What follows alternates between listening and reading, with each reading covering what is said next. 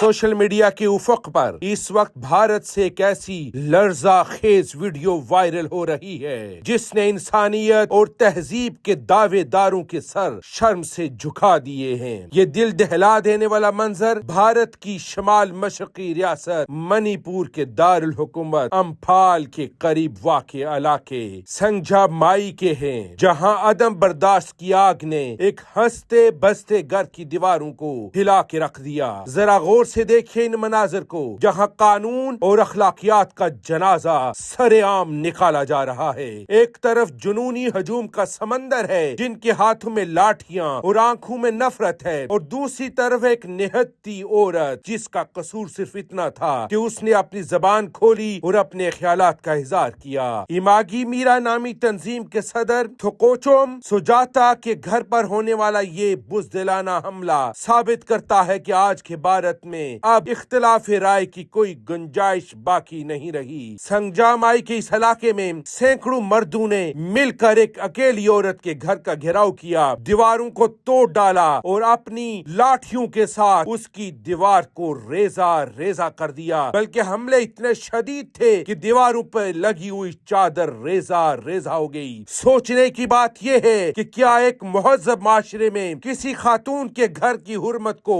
اس طرح پامال کیا جا سکتا ہے کہ جس کا ایک چھوٹا سا ننھا بچہ اس پہ بھی پتھراؤ کیا گیا، وہ بھی ان ظالم بھیڑیوں کے پتھراؤ سے نہ بچ سکا، بلکہ ماں اکیلی خود اس بڑے مجمع میں آ کے اس کو بچانے کے لیے کوششیں کرتی رہی۔ اب سیاسی بیانات کا جواب دلیل کے بجائے پتھروں اور دھمکیوں سے دیا جائے گا۔ کیا یہ بھارت کا یہی روشن چہرہ ہے؟ انتہا پسندی کی اس بدترین تماشے نے پوری دنیا کو یہ دکھا دیا کہ جب جنون سر پہ سوار ہو جائے تو ہجوم نہ عورت کا لحاظ کرتا ہے، نہ بچے کا لحاظ کرتا ہے، اور نہ ہی گھر کی چار دیواری کا لحاظ کرتا ہے۔ آخر میں اس نہتی عورت کو اپنے اور اپنے گھر والوں کی جان بچانے کے لیے اس مشتعل ہجوم کے سامنے گھٹنے ٹیکنے پڑے، اور وہ وہاں سے سائڈ پہ ہو گئی تو اس کے گھر کو توڑ کے رکھ دیا گیا، اور اس عورت کو سر عام اور اس عورت کے گھر والے کو اس ہجوم سے معافی مانگنی پڑی۔ کیا یہ بھارت ہے کہ صرف ایک عورت کی معافی سے؟ یہ صرف ایک عورت کی معافی نہیں تھی، بلکہ یہ اس معاشرے کی شکست تھی جہاں سچ بولنے والے کو خاموش کرنے کے لیے ہجوم کا سہارا لیا جاتا ہے۔ یہ ویڈیو چیخ چیخ کر بتا رہی ہے کہ منی پور کی گلیوں میں اب امن نہیں بلکہ خوف کا راج ہے، جہاں نہتی عورتیں بھی ان جنونیوں سے محفوظ نہیں ہیں۔